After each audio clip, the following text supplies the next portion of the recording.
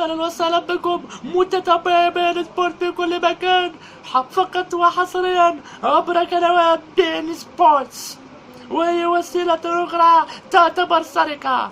وتبدأ الليلة كما نرى بين الديك الفرنسي وأفريقيا الأوروغواي الثلاثة.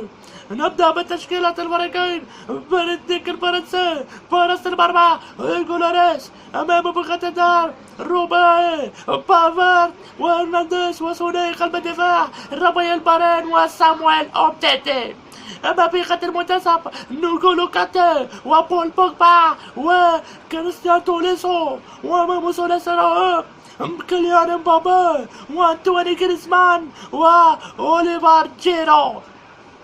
أما المنتخب الأوروغواي الليلة يبدأ بحرس المرمى فرناندو بوسليرا، بالأمام مارتين كاسيروس ولاكسالت وثنائي الدفاع جودين وخيمينيز. أما في خط المنتصف بنتانكور وبيتشينو، وفي الأمام ستواني ولويس سواريز.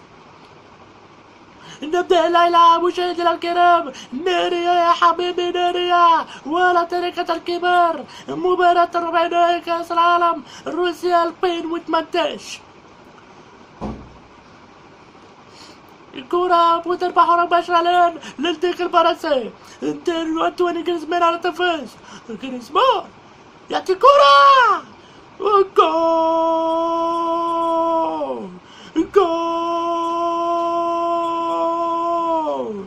رافائيل فاران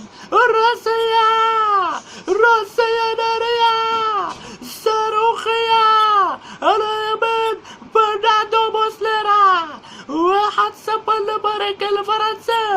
البداية فرنسية، الديك الفرنسي نار يا حبيبي نار. الليلة تشعل المباراة. رافائيل فاران لاعب الريال مدريد. بول بوجبا يلعب كرة لدوان جريزمان والتصوير جول. فلا أنتوني جريزمان، ماذا تفعل يا بوسليرا؟ هنا طريقة لويس كاريوس يقطع غلطة عمره. نار يا حبيبي نار بين الكبار. تسديدة صاروخية فرنسية نارية. قد يأتي المباراة، قد على بال الفريق الثلاثي رسميا. الديك الفرنسي يعبر لنصف النهائي.